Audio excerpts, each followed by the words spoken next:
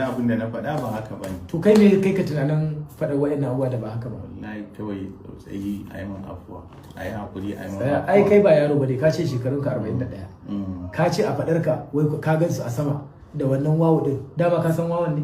Ban san shi ba wallahi. Kuma me gaskiyar ka gansu ko ba gansu ba? Fitowa ta aka ce ga su nan a sama, ga su nan a sama. Kai ka gansu?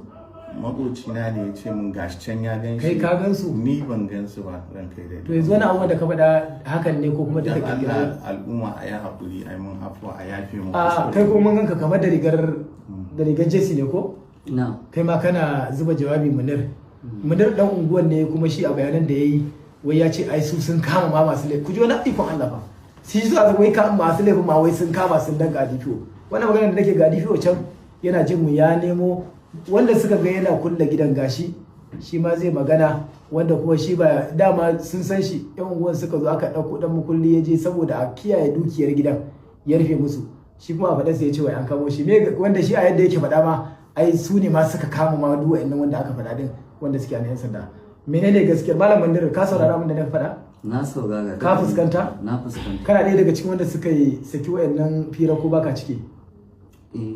Wanda muka ga a cikin bidiyon kai ne ko ba kai bane? Ni. Me gaskiyar abin da ka faɗa akan cewa kun kama masu laifin? Shin gaskiya ne masu laifin kuka kama ko kuma ba masu laifin bane? Kai yanzu tunda a nan ka zo hannu.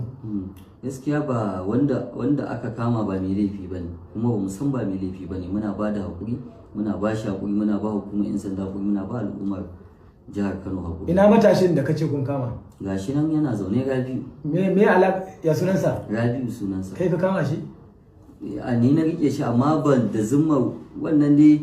Shi wannan yana ɗaya daga cikin wanda yan sanda suka kama ku suka danna su. Yana ɗaya daga cikin wanda ake zargi? Baya daga ciki. To kai me kai ka a gurin ga sunan sun maka bayani me kai wannan abuwa da? Wallahi saboda sanda ne tunanin me laifi ne na bada shi, ban san ma ya bayani ya kare ba dan ban siya. Lokacin da matan nan take neman taimako gaba ɗayan ku biyu. A cikin ku waye ya kawo taimakon gaggawa ko wani dan uwanka ko kusa da gidan tunda ku kuna unguwa kai kana kusa makoci? Shin kun kawo daukin gaggawa da ya kai ga kun kama wani wanda aka kawo su daga baya? Ba ma unguwan ma gaba ɗaya.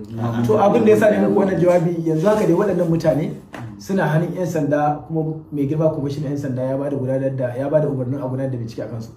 Za mu yi amfani da wannan dama mu ji hankalin al'umma. Wannan abu da kuke gani na gudanar da tsaro